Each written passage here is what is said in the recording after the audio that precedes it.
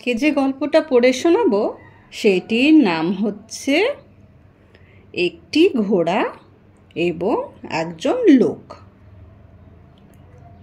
একবার একটা বুনো ঘোড়া বাঘের তাড়া খেয়ে জঙ্গল থেকে বেরিয়ে এসে লোকালয়ে পালিয়ে এলো।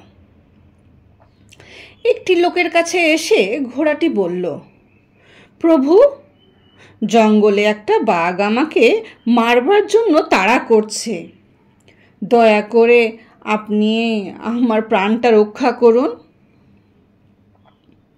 লোকটি বলল, ভাই, তুমি ঘাবড়িও না, আমি তোমাকে বাঘের হাত থেকে রক্ষা করব।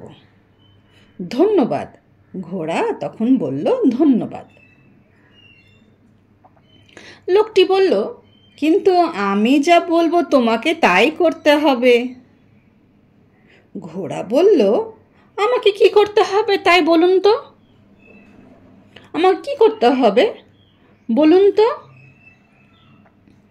তখন লোকটি ঘোড়াকে বলল, আমি তোমার মুখে একটা লাগাম লাগাতে চাই এবং পিঠের ওপর একটা গদি বসাতে চাই। ঘোড়ার একই উত্তর, আপনি যা ইচ্ছা করুন প্রভু, শুধু আমায় বাঘের হাত থেকে বাঁচান।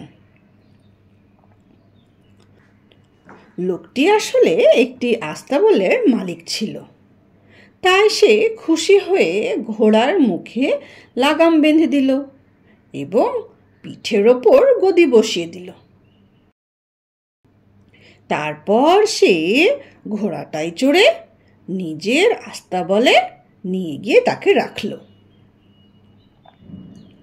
সে বলল, তুমি এখানে নিশ্চিন্তে থাকো, আমি রোজ এসে তোমায় এখান থেকে বের করব এবং তোমার পিঠে চড়ে বেড়াতে যাব।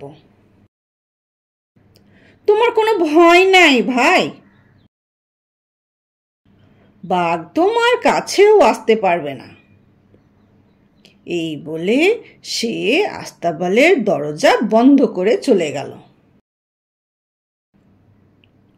আস্তাবলের অন্ধকার ঘরে বসে ঘোড়া ভাবল, এখানে এসে সত্যিই আমি নিরাপদ, কিন্তু আমি স্বাধীন নই। আমি আমার নিজস্ব স্বাধীনতা খুঁজিয়ে জীবনের নিরাপত্তা ক্রয় করেছি। এটা খুবই দুঃখের কথা, কিন্তু আমি নিরুপায়, আমার কিছুই করার নেই। বাকি জীবনটা আমায় এমনি পরাধীন হয়ে কাটাতে হবে।